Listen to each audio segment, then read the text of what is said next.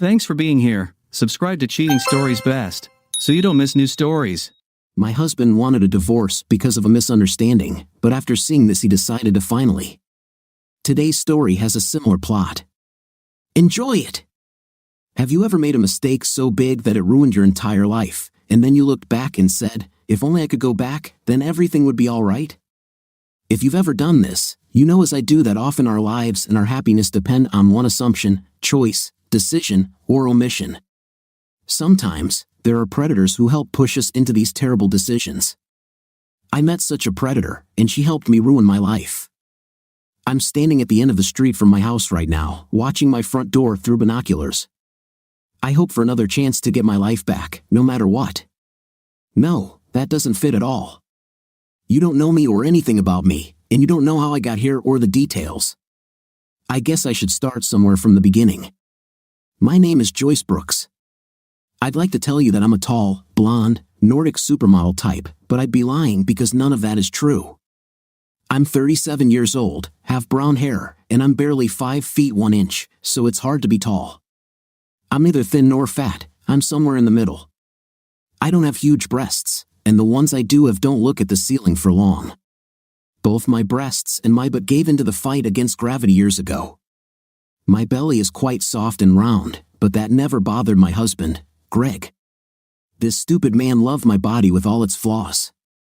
In fact, he worshipped every part of me as if I were something valuable.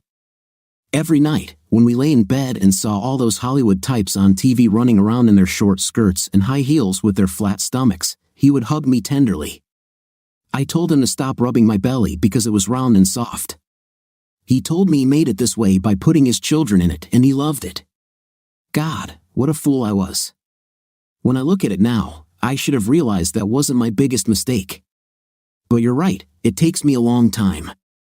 Be patient, I'm trying to show you what my life was like before. Anyway, Greg was 36. Yes, I robbed the cradle. He was born exactly 1 year and 2 days after me. We grew up in the same small town, played together as children, went to school and college together, and got married soon after. We both looked for and found jobs in Chicago, so we moved here shortly after we got married. We have 2 children, a boy and a girl. We waited until we were financially stable to have them. Our son Jeff is 8, and his sister Katie is 6. We live in a beautiful colonial in a very nice neighborhood on the outskirts of Chicago. Everything in my life was wonderful. There was nothing wrong with my husband, my life, or my family. I just went crazy and ruined everything. Even my job, although boring, was not stressful or demanding.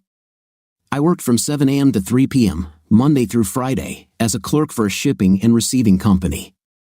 All I had to do was process and print invoices that someone else turned into shipping labels, labels that another person put on packages and sent to someone else. I was just one link in a very large system. I think that was the problem. As I approached 40, I began to think of myself as simple and boring. It seemed to me that everyone around me had a fun and interesting life, and I was just another gray housewife.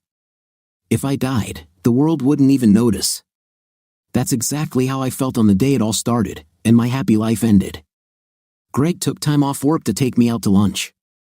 Even then, he was a wonderful husband. He noticed my emotional mood swings and tried to cheer me up. He had just walked me back to my desk and kissed me goodbye when she walked up to me. "Hi Joyce," she said. She being Wanda Newcastle, the hot girl in the office and a woman I'm sure you all know. She has long bleached blonde hair, large breasts, and a cute little voice. She laughs at all the guys' jokes, sometimes even the funny ones. She doesn't mind when guys accidentally rub against her, and sometimes she even does it herself.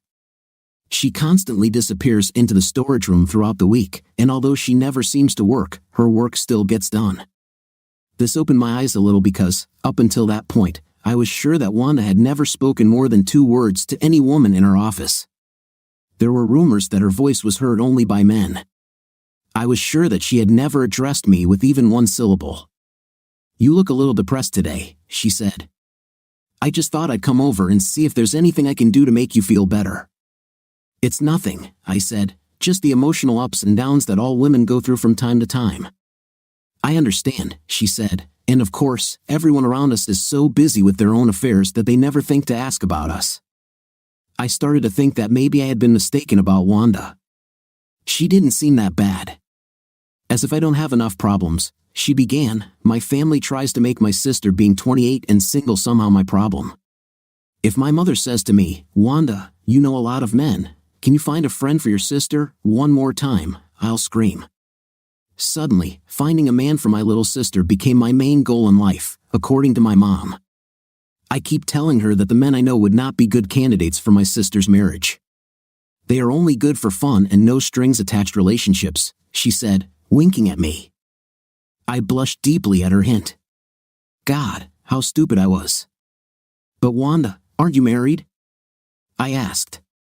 Of course, I'm married, she said, but a little spice on the side makes us both happy, if you know what I mean. I love Danny to death and he loves me, but the man changes secretaries like teenagers change panties. None of them mean anything to him. We talked about clothes, the weather, and people at work for about 20 minutes. I was dying of impatience. Then Wanda slowly started talking about other things. When she mentioned a club, I was all ears. Danny and I are part of a group of people who get together from time to time for adult fun, she said.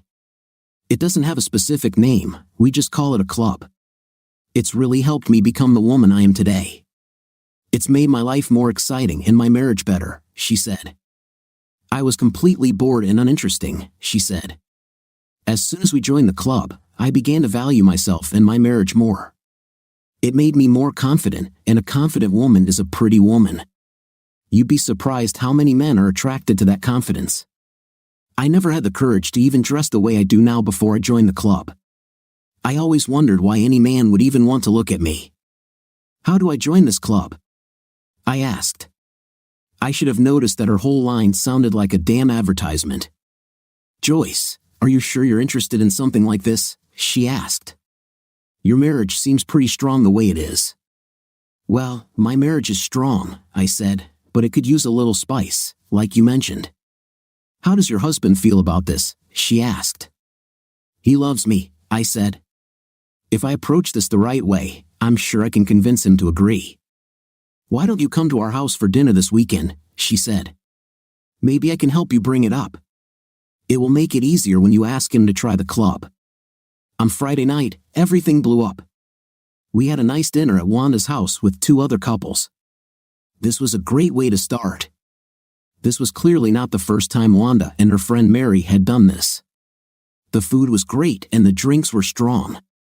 Unbeknownst to me, they had slightly spiked Greg's drinks to reduce his inhibitions. After dinner, we were all sitting around talking, and the next thing I noticed was Greg sitting on the couch between Mary and Wanda. The 3 of them were laughing and chatting. Wanda came up to me and whispered for me to just relax and go for it. Try something new, she told me.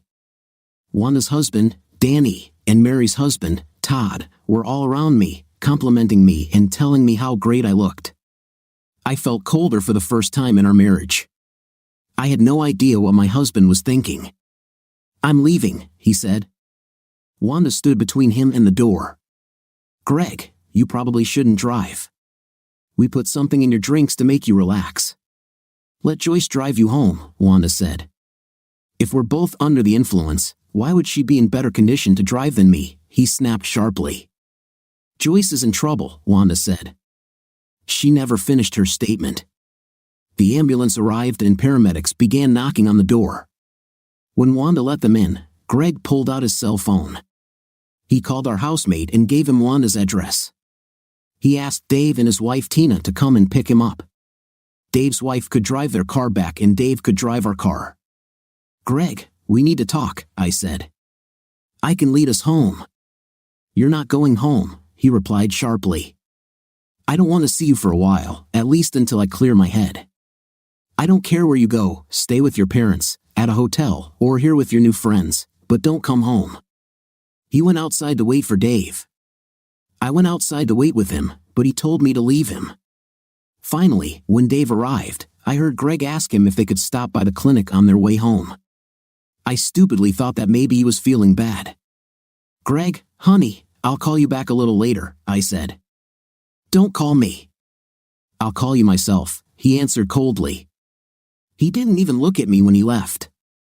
I started to panic. Paramedics loaded Todd into the ambulance, and Mary went with them.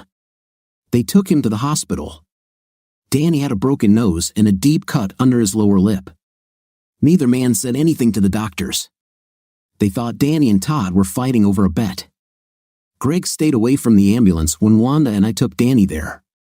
We were silent the whole way. Wanda had a small smile on her lips the whole time. I couldn't understand what could be funny. This in itself should have told me that things were not as I thought. While Danny's nose was being set, Wanda and I talked. She told me not to worry about anything. Mary already knew what to say. She and Wanda had already come up with a story. Both Danny and Todd would tell the police that they had an argument over a bet. None of them would press charges, and it would all end. Why would they agree to this? I asked.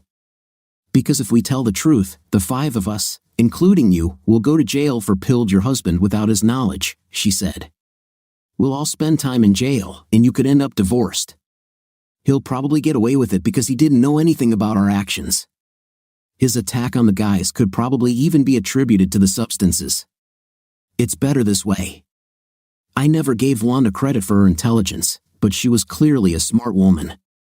How do you feel? She asked.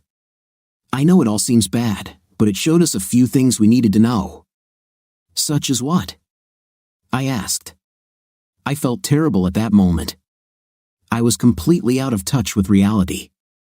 Little did I realize that I couldn't go home and that, for the first time in my adult life, Greg wouldn't have his arms around me as I fell asleep. I know what's wrong with your marriage, she said. It's not you, it's Greg. He's the reason you're bored. He's holding you back. You're an explorer. You're meant to go out and try new things. He, on the other hand, is a homebody. He just wants things to stay the same. You need to go out and try new things and new sensations, then you can bring them back home and try them with him. This way, you will get the best of both worlds. You will be able to keep the fun in your marriage and also save your marriage. If you continue like this, you will end up divorced, she continued. Never, I answered sharply. No matter how bad things got, I would never divorce Greg. I love him too much. Then you better pull yourself together and try to do something to save your marriage in the long run before it's too late, she said. I saw you when Danny put his hand under your skirt. You weren't surprised, were you? I nodded my head. But at the same time, you weren't excited, were you? She asked. I shook my head. She was absolutely right. I wasn't turned on by Todd or Danny at all. I was more curious about the novelty of having someone other than Greg touch me. The sensations, although not unpleasant, were far from exciting. If I had thought about it or if she had been a little less cunning, I would have seen the flaw in her logic. So you need to get out there and find out why you're so intimacy repressed, she said. You need to learn more about your intimate instead of letting your husband influence it. Then you can work through a few things and give them back to him, making your nightlife and your marriage better. This, of course, was pure nonsense, but I bought it. How will I do this? I asked. Feed me too much at once, I thought. In my own head, I had doubts about what had happened. I knew Greg was honest and loved me very much. If only I had thought about his reaction and his reasons for it, we might have been okay. Greg never called me back that night. When he didn't call me on Saturday or Saturday night, I started going crazy with worry. On Sunday, I called him. My call went straight to voicemail. I left him several messages, and he finally called me back. Joyce, I'm going to take the kids to the zoo this morning, he said. We're leaving in a few minutes. We'll be gone until at least 4 o'clock this afternoon. In the meantime, come home and pack enough clothes and your belongings to last you for a while. Why don't I just come home so we can talk? I asked. Because my lawyer doesn't think a conversation would be good for us right now, he said. Which lawyer? I asked. Joyce, you and your friends are in big trouble, he said. I've been to the clinic. They found traces of illegal substances in my system. I'm considering filing charges, and whether or not I do, I'm considering divorce. After that, I couldn't function. I couldn't even hold the phone. I started screaming, and Wanda ran into the room. She calmed me down, and we started planning what to do. Of course, it was Wanda who convinced me to ask for a trial separation. We had a meeting with my lawyer and Greg's lawyer. Greg was still very angry with me. My lawyer managed to convince him not to file charges against us. He told him that seeing his mother in prison would not be good for our children. He also told them that there was no chance of filing a complaint against others without dragging me into it. I'd like to think Greg still loved me enough to not want to see me in jail, but I could be wrong. In the divorce case, my lawyer was again very convincing. He reminded Greg that we had been married and happy for a very long time. To just throw it all away for what essentially boils down to someone touching my leg would be crazy. He also reminded him that I am at the age of a midlife crisis. Perhaps my hormones were unstable and I was suffering from a medical problem. Greg eventually agreed to a trial separation of 5 months. We agreed that Greg would have physical custody of the children because they were too young to accept big changes in their lives. Greg wanted me to agree to give up visitation rights until I came to my senses. I wanted to see them once or twice a week and talk to Greg when I needed to, but he said no. I knew that Greg would take excellent care of the children, so we agreed that Greg and I would meet every 2 weeks. He would tell me about the kids and anything else I asked about at those times. At the end of 5 months, if our problems were not resolved, we would divorce, allowing an arbitrator to determine the terms. I knew we would never get divorced. I would never let him leave. I loved him too much for that. But Wanda was right, separation would give me time to explore myself and figure out how I wanted my life to turn out. I went into the meeting ready to let Greg get custody of the children. Like I said, I knew he would take great care of them, and, as Wanda said, I needed to see myself as a woman, not just a wife and mother. I was shocked that Greg agreed to meet every 2 weeks. I think he still didn't want to let me go, despite what he said. Why couldn't I see it then?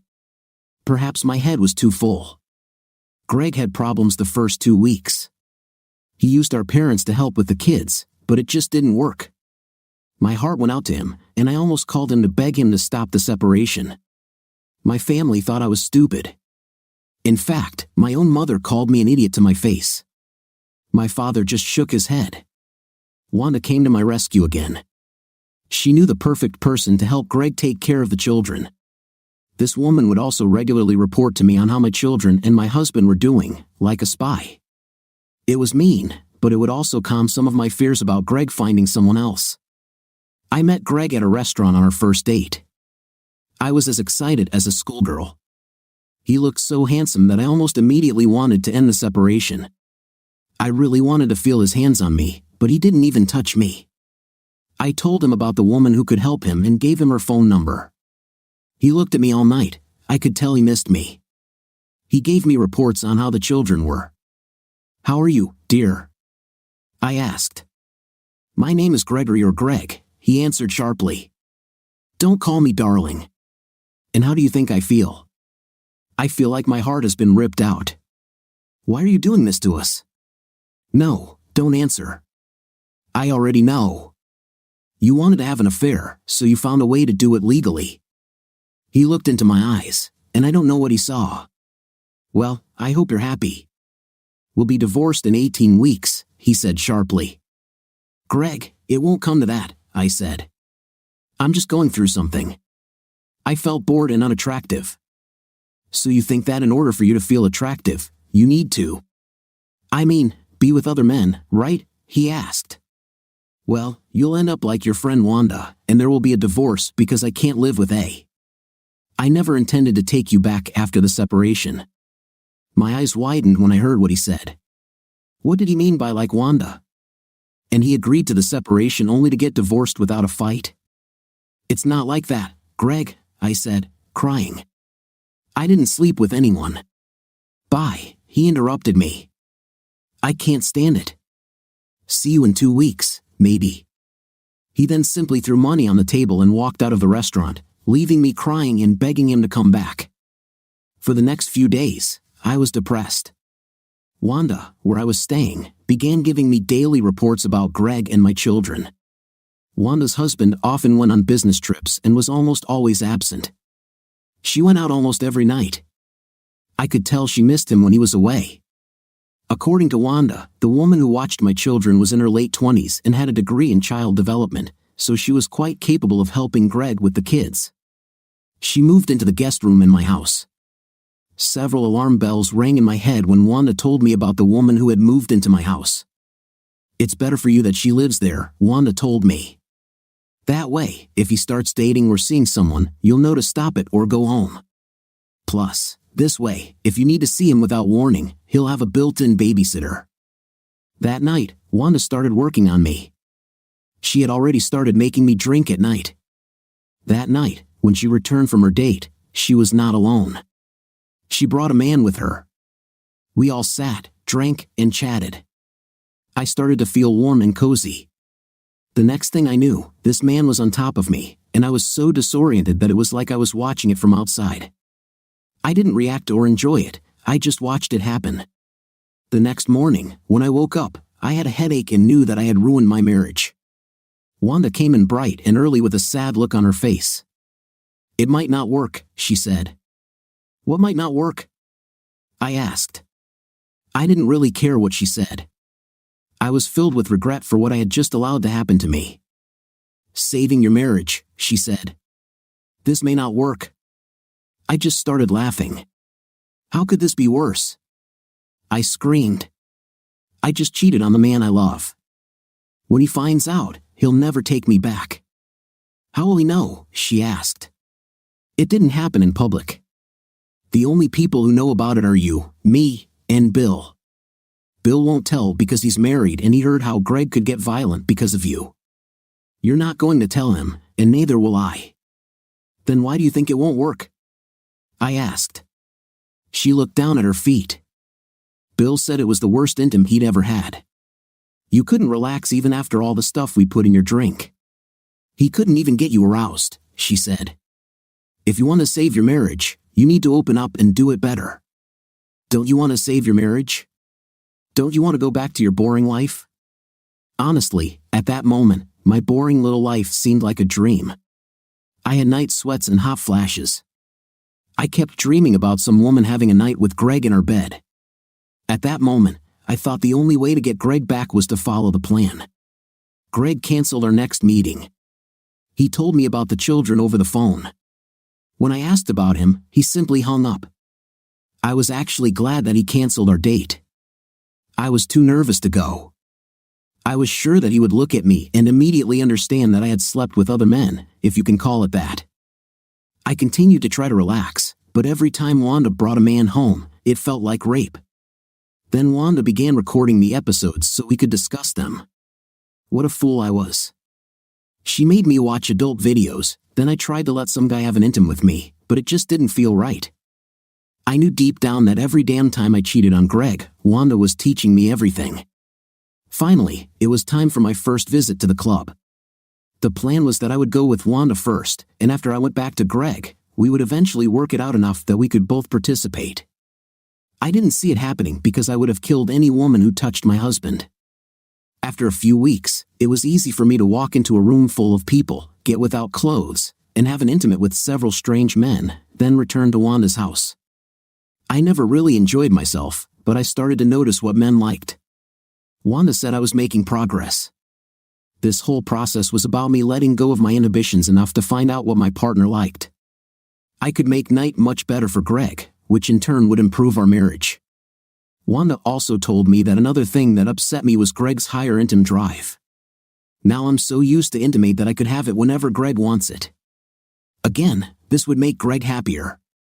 I started to see the light at the end of the tunnel. The next day, my mother called. She asked me if I was out of my mind yet. "What are you talking about, Mom?" I asked her. "You realize your husband is dating and he looks happy," she said. I thought my heart had stopped. She continued to say that a few days ago, she stopped by the house to see the children. When she asked them if they missed me, they told her that at first they did, but now they had a new mother. She offered to babysit them for one night so Greg could get out. As Greg got the kids out of the car, a very beautiful young woman with long honey hair and a very sweet smile got out of the Mustang to help them out of the back seat. My mom told me that the woman was very shy, but she had a very nice personality, and if I didn't mind her dating Greg, then she didn't mind either. The woman even asked my mom for some of her recipes for dishes that Greg liked. She did the same with Greg's mom. In other words, some girl was trying to take my place and Wanda's spy fell asleep at her post. I couldn't sleep that night. All my nightmares about Greg came back. I cried until I was exhausted. The next morning, I decided I needed to talk to Greg. I realized that this was against our rules, but I called Greg anyway. My daughter picked up the phone. Hello, she said. Hi Katie, it's Mom, I said. Just hearing my baby's voice made me feel better. She sounded so happy and normal that it allowed me to relax a little for about half a second. Liz, it's old Mommy, she said, hanging up and running out of the room. I heard her playing happily with her brother. Hi, this is Eliza, came the voice on the phone. This is Joyce, I said hotly. Why didn't you tell me about this new woman Greg is dating? Who is this? She asked and hung up. She spoke as if I was calling for a prank. When Wanda came in, I told her what happened and she swore she would get to the bottom of it. She was sure Greg had met someone at work, the one place her girlfriend couldn't cover. Perhaps Wanda could talk her into going to Greg's office and meeting her under the pretext that she would ask Greg something about the kids. Wanda would begin implementing this plan as soon as we returned from the club. I'm tired of the club. It has always been this way. It was far worse than my life with Greg had ever been. On the surface, it seemed exciting. You went in and had a night with a bunch of different men and women. They all bring with them different experiences, different likes and dislikes, so night should never be boring and should always be varied and fresh. It was like a big party, but that was on the surface. The reality was that every time I went there, a group of guys had me endlessly. Night was more of an ego competition than anything else. Intim with Greg was so much better than this that I couldn't believe I did it. I finally asked myself, why am I here? I should have been home with my husband and my children. The next morning, I skipped work and went to see my lawyer. I asked him to contact Greg's lawyer and stop the separation. When I returned to Wanda's house, I sensed something was wrong. A woman was just leaving the driveway when I drove up. She waved to me through the driver's window, but I couldn't see her face. Everything is going according to plan and under control, Wanda said with a smile. No, I'm done with this crap, I told her. Intimate in the club is boring. I hate how a bunch of guys who don't care about me, or even my name, have me. All they care about is their own pleasure. I don't get anything out of it. I want my husband back. I was stupid to even try it. Wow, Wanda said. I'm sorry to hear you say that. I thought you were enjoying yourself. Thanks for everything, Wanda. You're a great friend, I said. She simply smiled. How are you going to do this? She asked. Are you going to tell Greg at your scheduled meeting this week? Maybe you can go to a few extra sessions at the club so you're really ready for him. No, I said, smiling. I've already contacted my lawyer to end the separation. The sooner, the better, and for the rest of my life, no man except Greg will touch me. What about adding some spice to your marriage? She asked. The only thing in my marriage that needed some spice was me, I told her. I've been thinking about all this a lot lately. I already have a perfect life. I've just stuck my head in the sand for too long to realize it. My husband loves me. He would make love to me every night if I let him, so he clearly still wants me after all these years. And I felt unattractive. If that were true, why would Greg be lying next to me, rubbing my belly and telling me he loved me all the time? To Greg, I'm attractive. I'm his supermodel, and his opinion of my looks is what really matters.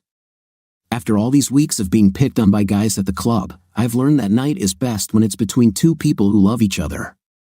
It's much more special that way than when it's just a group of people using someone's body for self-gratification. Wanda didn't look very good when I told her this. Now I know it was because her plan was not yet completed. What about this woman he may or may not be dating? She asked. Don't you want to know? I thought for a moment. If Greg was seeing someone, it would be my fault, I said. But after what I did at your club, I have no right to complain. The next day, I skipped work again. I had an idea of what I wanted to do. One of the things I felt the worst about was leaving my children. I decided to go to their school and watch Greg pick them up and take them home. Then I would call him and tell him the news, and maybe we could get together as a family. To be honest, I was a little upset when I heard my daughter call me an old mom. In the language of a 6-year-old, when something is old, it is no longer needed or desired. My old doll means that I now have a new, better one, and the old one is just here because I don't care to throw it away. I think what bothered me the most was, if I was an old mom, there had to be a new mom. This really started to ring alarm bells in my head, but I decided that in the life of a 6-year-old, 5 months is a long time to be away. I sat by the phone waiting for a call from my lawyer, and when he didn't call by 3 p.m., I drove to the school. The school had changed little since I was last there. In fact, since Greg usually picked up the kids, I rarely had to be there. All parents wanted to arrive early to avoid traffic jams. I had only been there for a few minutes when I saw Greg's red Mustang GT pull up.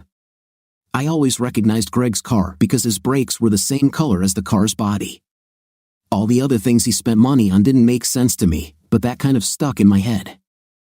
I was really surprised when a tall, leggy woman came out of the car. She had long honey blonde hair and was younger than Greg and me. The first thing I thought was that she had the same brakes as Greg. God, he would get angry. Even I had to admit that she was beautiful. She had large, wide-set eyes and a smile that made it clear she was happy with her life. But damn it, why shouldn't she be? She had large breasts that probably weren't sagging yet, her legs were at least 2 miles long, and her 5th place could probably bounce a quarter off it. She should be happy with her damn life. Men passing by this woman could not take their eyes off her. She hardly paid any attention to them, her eyes were glued to the school's front door. This meant that she did not need to attract the attention of men. The only reason a woman doesn't care if men are interested in her is because she already has a man she's completely in love with. No wonder she was happy with her life, she had it all together. Then the school bell rang, and I wondered where Greg was. He usually liked to get there early, grab the kids, and leave before there was a chance to scratch his precious Mustang in traffic. Until I saw them, I never put 2 and 2 together. My mind simply refused to make the connection. Less than 3 minutes after the bell, I realized there might be a problem. My children, 2 little humans carrying my DNA, ran out of the school screaming and ran up to that blonde woman. They hugged her and got into what I now realized was not just another red Mustang with red brakes, it was my husband's damn car that he never let me drive. This woman wasn't happy with her life, she was happy with mine. Apparently, this was the woman my mother had tried to warn me about, and I had foolishly ignored her. However, I had a question. If she was picking up my children from school, why hadn't the nanny that Wanda hired warned me about her? Something funny was happening here. I followed her to see where she went. I had this idea that she would just take the kids to my house and drop them off with the babysitter. My mother told me that everyone liked her, so maybe she charmed Wanda's nanny too. She pulled up in my driveway and got out of Greg's damn car. She then used a key. This woman had a key to my house, and she and my kids went inside. I knew what would happen next. I walked around to the back of the house where I knew there was a tiny hole in our 6-foot-high fence. She went out into the backyard, gave the kids a snack, and told them they couldn't go to the pool for an hour. Then she started planting flowers or something around the garage. She took care of my children, drove my husband's car, and even planted flowers in my backyard.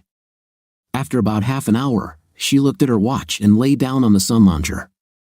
When did we get new garden furniture? Something else bothered me about her. If I had a body like hers, I would run around in a bikini 24 hours a day. She was wearing a regular light-colored top and long shorts. She was nicely without even trying to be, but she didn't try to show off either. Greg then pulled into the driveway. I expected them to wave to each other and maybe talk. She jumped out of the lounge chair as if a rocket had been shoved up her 5th place. She ran up to him and even beat the children who were running to him. She hugged him, which made me jealous. She didn't just hug him and squeeze him, she hugged him under his jacket and pressed herself against him. It was a gesture so intimate that it made me blush. I had spent weeks having an intim with other men, but the sight of this woman hugging Greg made me angrier than I ever imagined. The intim I had with the men at the club was just physical night with no strings attached. It was insidious. The way she hugged him said it all. This woman wanted my husband. She wasn't about to have a quick roll in the hay and then move on to something else. It was a forever hug that she gave Greg. Greg looked upset about something. He showed her something in a large envelope. I thought that this woman even listened to his problems with things at work. I never did that because it was too boring. I had enough trouble concentrating on my own work problems. It was simply unfair. This woman was already doing a better job of being Greg's wife than I was. She dragged Greg into a large shaded hammock. At first, I thought the hammock was too big, then I realized it was a damn hammock for two. She took off his shoes and his tie, set them and his jacket aside, and then pulled him into the hammock. I heard my neighbor's rat-sized stupid dog yapping at me. I looked up and saw Tina looking at me, holding the stupid animal. "Oh, it's you, Joyce," she said. "What are you doing?" "Hi, Tina," I said. "I just wanted to see if Greg and the kids were home." "God, Joyce," she said. "Sorry, I guess I sometimes forget that Greg is married to you. Eliza is so sweet, and I'm so busy trying to help her that I forget about you." She shook her head at me. "So, how does it feel?" What does what feel like?" I asked. "You know, that wild, carefree, lonely life you dreamed of," she said. "I'm sure you're having a lot of fun there and not just bored and stuck in the mud like we are. That's why I have to help Eliza. Us boring old suburban housewives have to stick together." She smiled at me. "You live your life, another guy when you want." At first, I was a little jealous of Eliza. I mean, how could I not be? Greg is truly a great guy. If I weren't married to Dave, I would have followed him myself. Then she started telling me about their problem, so I should help her. What the hell is her problem? I snapped. Tina looked at me like I was crazy. "I really think she was going to leave you couldn't relate to it," she said. "Tina, please tell me," I begged. "Well, remember when we were friends and talked?" she asked. I nodded sadly. "I thought we were still friends." "Your biggest complaint was that Greg wanted a lot more intimate than you, remember?" she asked. "Well, obviously, Greg isn't over you yet because no matter what the poor girl tried, they still haven't had a night." "Never." I think I smiled when she said that. "I even made her try to get him drunk," she said. "I made her run around with almost nothing. This girl's body is incredible," she told me. "She's not that kind of girl and she can't do this to kids. I just don't understand it. On her worst day, she makes you look like a little fat boy, but Greg doesn't touch her," she said. "Thanks, Tina," I said sarcastically. "Sorry, Joyce, I didn't mean to offend you, but you have all your new men, and she only has one, and she loves him so much. Greg is all she has and all she wants. She can't just leave him and his kids and go off with other guys." "I knew you wouldn't understand," she said, grabbing her dog and walking away like I insulted her or something. Tina was the one who didn't understand. She really thought my life consisted of ice cream and roses. She probably watches too much damn TV. I didn't get to go to all the glamorous places we saw on TV. I went to a place to be with men. When I got there, I might as well have been a piece of meat. None of these men wanted to talk to me, get to know me, or do anything with me. I've never been asked out on a date. None of them ever said or would say bless you if I sneezed. I was an easy girl for them. If I had said no and meant it, they would have just moved on to another woman, and there were many of them. On the other hand, Tina had a man who loved her madly. She controlled when, where, and if they had an intim, and what kind of night they had. The man she was having a night with really tried to make sure she liked it. This man wanted to take her somewhere and be with her. He wanted to grow old with her and have children with her. She was his partner in life, love, and the pursuit of happiness. Tina had all this boring stuff which I now realized was much more exciting and better than what I had.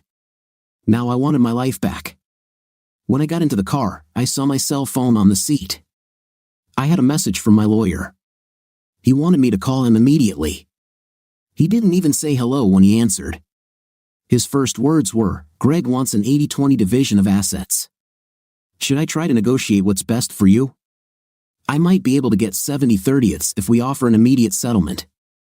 "You are crazy," I screamed.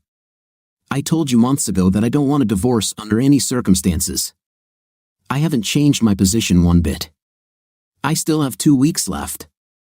"Maybe you should come here," he said. "A lot has changed." I was on my way to his office. Along the way, I could barely concentrate. I almost crashed my car twice. I sat down in the big leather chair in my lawyer's office. "Greg completed the separation ahead of schedule," he said. "He wants to get a mediator involved immediately. All he wants is a division of assets." I expected him to go for a 50-50 irreconcilable difference with joint custody. No way. "I told you I don't want a divorce. I said I wanted separation so I could sort out my problems. Now that I've done that, I want my husband back." He started laughing. "We can't win this. Usually, if one spouse wants a divorce and the other doesn't, we try to delay the case or ask for counseling, hoping they'll work out their issues in therapy and make peace." He took off his glasses and shook his head. "I thought I'd seen cases like yours, but I've never seen anything like it. I thought you were just a slightly chubby housewife whose husband didn't pay enough attention to her, or maybe you were going through a midlife crisis. You'll be separated for a few weeks until he misses you so much and begs you to come back, even if it's just so someone can clean up all the beer cans and adult tapes he's left all over the place. Maybe you'll have some cheap little adventure and hope that your husband either doesn't find out or is willing to give you a chance and take you back. I thought that, like many wives, you love him and just want to light a little fire under him." "Greg wasn't the problem," I started. "You didn't just light a fire under him, you dipped matches in gasoline and lit them with a cruise rocket," he said. "This morning, when his lawyer asked me for a meeting, I thought that he wanted the same thing as you. I thought we would meet, tear up the papers, and you would be at home with your husband for 2 hours, already having made 2 lawyers richer and happier for both of you." "This is what I want," I said sharply. His lawyer told me that Greg doesn't even want to discuss the possibility of reconciliation. There's no chance of that, and he wants an 80-20 division of assets, no child support, full custody with supervised home visits on birthdays and some holidays. I thought this man was crazy. I knew he would get custody, but I thought you would have unlimited visitation rights. I mean, you won't get physical custody because, mother or not, you're gone from their lives. Who does this? His look seemed as if he thought I was stupid. Anyway, I was ready to push them to the wall on the agreement until he said, "Okay, let's not arbitrate. Let's go to court."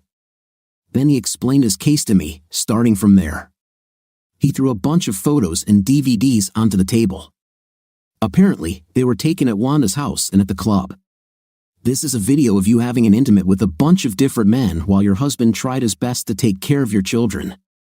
He also worked overtime so he could hire a nanny to come and stay with them. Finally, there's the fact that you and some of your friends may have slipped something into his drink. You also have a moral clause in your employment contract. He knows the videos and photos won't be allowed in court, but he assumes the consequences for your job, reputation, and family will give them an advantage." I literally didn't know what to say. I sat with my mouth open but nothing came out. All I could think about was how stupid I was. "What should I tell them?" he asked. "More than anything, I want to meet my husband," I said. I thought that if I could just talk to Greg, I could bring us back together. He loved me too much to let me go. "I thought about it," he said. "He's seen your videos and he doesn't want anything to do with you. He doesn't even want to talk to you. If the social services people ever see you in action, you might never see your kids again. Why did you do that?" I just ran out of his office. I didn't want to talk to anyone but Greg. The pieces of it started to come together. Now I understood why Greg was so upset and why this little tramp tried so hard to make him feel better. I'm sure she really wanted him to feel better about forgetting about me. I drove up to the house and started knocking on the door. I saw a head through the glass, but no one opened it. "Let me in. I need to talk to Greg," I screamed. "It's all a mistake. Let me in, damn it."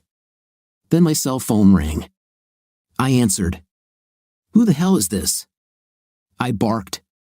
"Hey, Joyce, it's Elise. Even her voice sounded cheerful and soothing.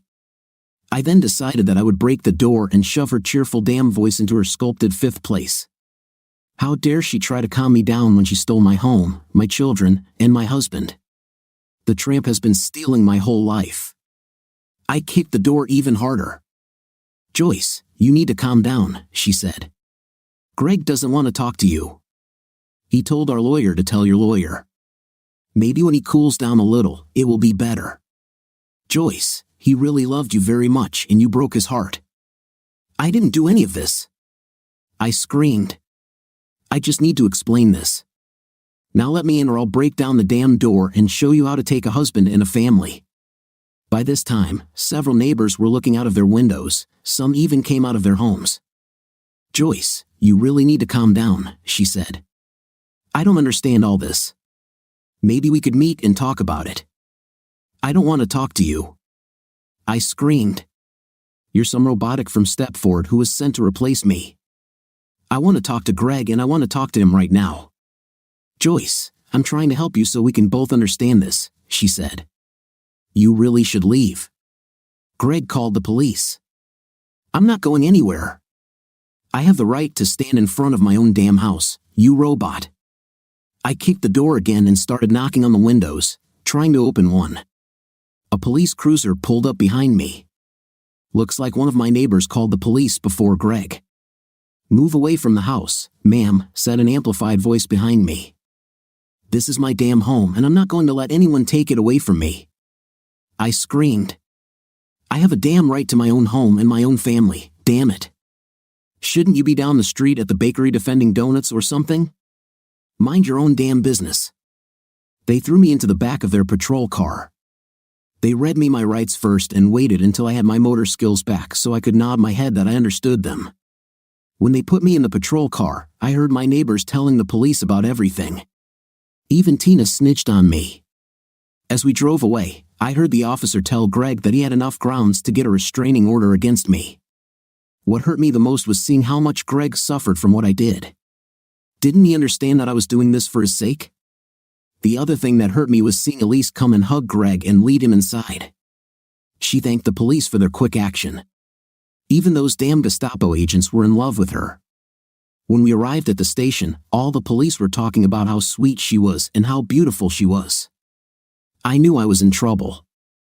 I called my lawyer. He arrived and called Wanda.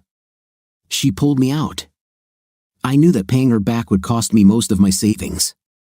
I was paying her rent and buying tons of clothes to make me look nicely, so I wasn't really saving. Then I did something else stupid. When I was released from the cell in front of Wanda, my lawyer, and a bunch of cops, I said, whenever I get the chance, I'm going to ruin this. I'm going to show her how to take my husband and family away from me. I guess I was just really angry. My lawyer quickly covered my mouth with his hand and took me out of there. Why did you make a threat against someone in the middle of a police station? He asked me. Why did you especially do this in front of the police who just arrested you for trying to break into the house where the person you threatened lived? I just looked at the floor. I was angry, I said in a quiet voice. You just put another nail in the coffin of your marriage, he said. You'd better sign those papers now while you can still get the 80-20 split. I returned to Wanda's house with her. Wanda has always been calm and calculating. I told her everything that happened today, hoping that she could help me as my best friend. I expected more sympathy from her. I think you should still give him a divorce, she said, but tell him you're going to get counseling for your problems and would like to start over after therapy. Maybe you could start dating again. You need to try to rebuild some of the bridges you've broken. If you tell your lawyer you agree to the divorce and sign the papers immediately, but only if you get a private meeting with Greg, they might agree. Then you can pour out your heart to him. If you speak convincingly enough, he might even call off the divorce, she said. It sounded like the only option now. I had no other way to even talk to him due to the restraining order against me. It worked. Cheers, Wanda. I was glad she was on my side. The next morning, I met with my lawyer and Greg's lawyer to sign the papers. Greg was very generous. It seemed that even though he still resented me, part of him still loved me. He changed the papers and gave me the right to visit on certain holidays, my birthday, and their birthdays too. I could also come and visit the children at any time, but I had to call first. He also gave me a 60/40th split, which was much more than I had ever hoped for. He didn't pay me child support because I worked, but I didn't have to pay child support either. He even took out a loan and gave me 40% of the value of our house minus what we still owed on it. My lawyer was happy, which meant I could pay him as soon as I signed the papers. I got a meeting with Greg. I was told that I could not touch him or go near his side of the table.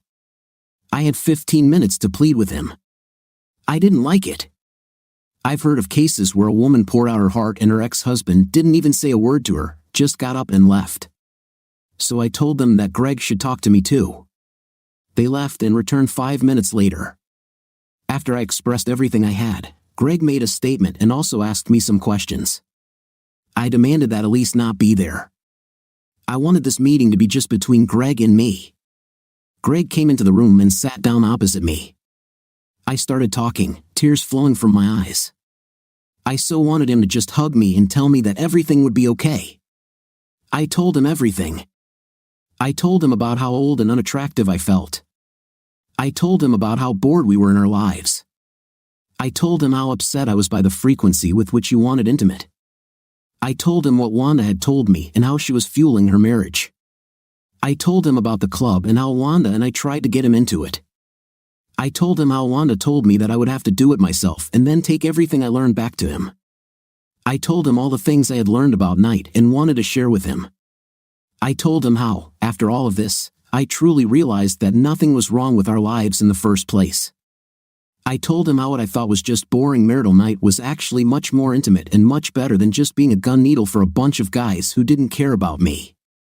Finally, I told him that if he gives me another chance, I can be the best wife he has ever had and this will never happen again. I knew the value of what we had now and I would never risk it again. When Greg saw that I had finished, he had tears in his eyes too. I really thought I had a chance.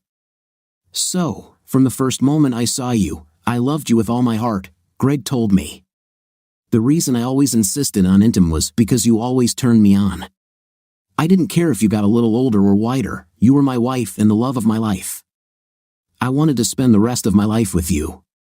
I wanted to see us grow old and gray and sit in rocking chairs together and see what happens next, he said. I nodded my head because this was exactly what I wanted. You were like my soulmate, he said.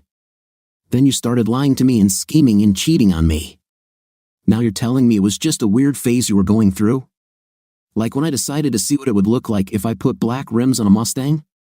Just this? It didn't just waste some money and make my car look ugly, it ruined our lives and our children's lives. I'm sorry, I said tearfully. You started by lying to me about wanting to have an intimate with other people, he said. Then you pilled me and let other men touch you in front of me. You let someone else touch something that should have been mine alone. Hell, I don't even let people drive my car, let alone that. Then you left me and our children to become involved with God knows how many men. It didn't go well. But I didn't like it, I said. I did it for our sake, to add spice to our marriage. Joyce, I don't even like spicy food, so why the hell would I add spice to something I already loved? You said it yourself, I wanted intim with you all the time. Does it seem like we needed more spice? You say you had an intim with all these guys for us, but you didn't like it. I didn't like it either, so how was it done for us? Maybe you should talk to Wanda, I said. I don't want to hear anything from Wanda, he replied sharply. I warned you that you would end up just like her. What do you mean? I asked. Wanda reinvented her marriage. Now she and Danny get along great. They both have a night with a lot of people, and it doesn't bother them. Maybe we're different. I don't want to have an intim with anyone but you anymore. At least we learned that we are better suited for each other. Sometimes you have to try new things to learn something, Joyce. You're just like Wanda. You're divorced, he said. Danny and Wanda got divorced 3 years ago, which is why they don't care if each other has intimate with other people. And by the way, maybe you don't want to have a night with other people anymore, but I don't want to have intim with you anymore. I'm too afraid of catching something. And you don't always have to try new things to learn. I know I wouldn't like living with a cheater, but I didn't have to try that to learn. He turned to leave. No! I screamed. What do you mean Wanda is divorced? Who told you that? I asked. And you can't leave, the meeting isn't over yet. Danny told me, and so did Elise, he said. And I promised you 15 minutes. It was half an hour. I promised you that I would talk to you, and I did. I promised you that I would ask questions, and I did. But to make you feel better, how about one more question? I nodded, hoping that something you wanted to know might tip the balance in my favor. You had a night with all those guys I saw on video at Wanda's house and at the club, right? He asked. I nodded slowly. Were you under the influence or forced to do it? I shook my head sadly. Then you willingly broke your marriage vows for some reason. So, just like this meeting, our marriage is over, he said. Then he got up and left. I ignored my lawyer's words when he told me how gracefully we came out of this situation. As soon as I left the building, I saw Greg's Mustang drive away. I spent several days in deep depression. My parents took pity on me and took me in. For the first few months, I rarely took calls or left the house. Then I started visiting children. Greg trusted my parents enough to allow them to bring their children to visit me at their home. My kids were fine, but sometimes they looked at me strangely. I had to admit that the visits weren't something they looked forward to. They were kids, they didn't understand that I was depressed. They just saw me as another adult who wasn't fun to hang out with. Their world revolved around love and fun. Greg loved them, and it seemed Elise did too, so to them, I was just another crazy old aunt they were forced to spend time with. My daughter later told me that they only came because Elise took them out for ice cream when they returned. That's when I tried to attack Elise, and they got a restraining order. Imagine my surprise when Greg stepped between us to protect her. I had a perfect life, and I blew it. Or so it seemed to me at first. In reality, my life was stolen from me. After I began to recover from my depression, I received a call from Wanda. Her sister was getting married, and she wanted me to come. She said her biggest problem had been solved, and I was partly responsible for solving it. I thought something I said might have helped her with her sister. I was wrong. I still thought I had never met her sister, however, weddings have always made me feel better. There was always something about seeing two people in love begin their journey together that always made me cry with happiness. When I came to the church, I saw many of my old friends. Some of them looked at me strangely. When Greg came out and stood next to the minister, I almost died of a heart attack. I ran out of the church. Wanda followed me. Wanda was my best friend. I knew that in her mind, it was something that was going to help me move forward in my life. Maybe she thought that seeing Greg move on would make me realize that I should too. I turned to her to force her to explain. She had the biggest smile on her face. Why did you always smile, Wanda? I said. You're my best friend. Why did you want me to see that? Wanda laughed until she cried. I'm not your best friend, she laughed. I can't stand you. From the very, very first time I talked to you, I told you I had a problem, didn't I? I never cared about your damn problems, only mine. I was shocked. I told you from the beginning that my family wanted me to find someone for my little sister, Elise, she continued. I even told you that all the guys I date are players. She's beautiful, she's smart, she's so sweet, but she's not like me. She's not ambitious, she's not a go-getter, she just wants to be a wife and mother.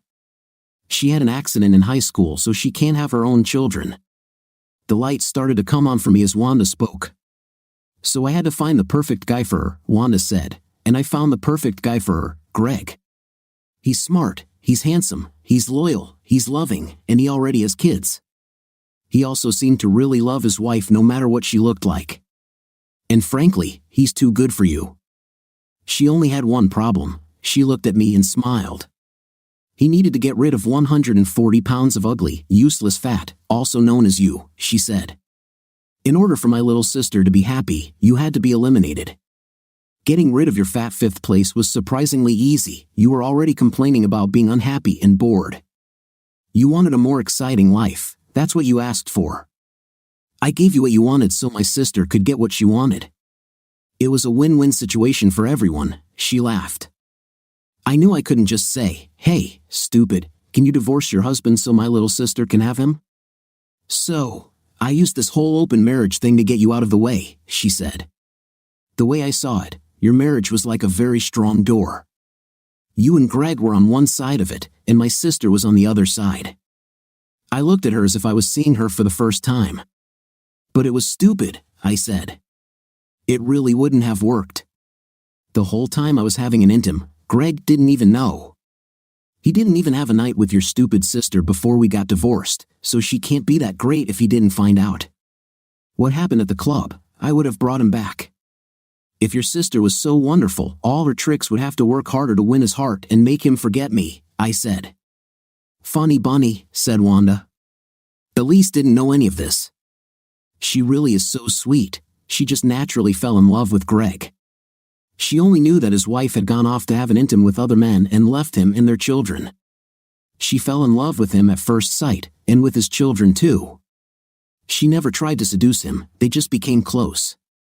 She was not part of the plan, nothing about their mutual love was planned or fake. It would last, now they will be together for the rest of their lives and have you to thank for that. And you're right, Greg didn't give up on you. The whole time you were selling yourself, he still loved you and hoped you would come back. He fought his attraction to my sister for months, he needed to see your videos to free himself from you. That's why I took them off, and that's why I gave them to his lawyer. I was beside myself with shock. All this time, I was sure she was on my side, but she actually orchestrated the collapse of my marriage. "You," I said, stupidly. Then the words left me. She started laughing again. "See you later," she said. "I'm having a wedding." I felt like 007 after the villain told him about his evil plan to take over the world, only Wanda was smart enough to wait until she won to show off. I was too outplayed to even want revenge against her, she probably would have won again anyway. I just wanted my life back. When she returned to the church, something clicked in me. From then on, I was obsessed with getting my life back. I came here and watched the house every day, hoping to see signs that they were breaking up or unhappy. Unfortunately, there were no such signs. I hoped against all hope that someday Elise would get bored or become as complacent and stupid as I was. I'm pretty sure this won't happen, but this is my only chance. Either cancer or some other disease that will tear her apart and take her out of the game. I know. I have this stupid restraining order that says I have to stay at least 500 feet from the house. I'm probably 300 feet away from him as I look through my binoculars. Who will know the difference? To hell with this restrictive regulation. As I tried to focus the binoculars, I felt them being torn out of my hands. Another damn cop was talking to me. "Who am I, officer?" I thought. I was staying at 500 feet. "No need for handcuffs, officer." Crap. What do you think of our story today? In my opinion, my husband's decision to divorce was just fine, it was good for him. What do you think? Write in the comments. See you in the next video.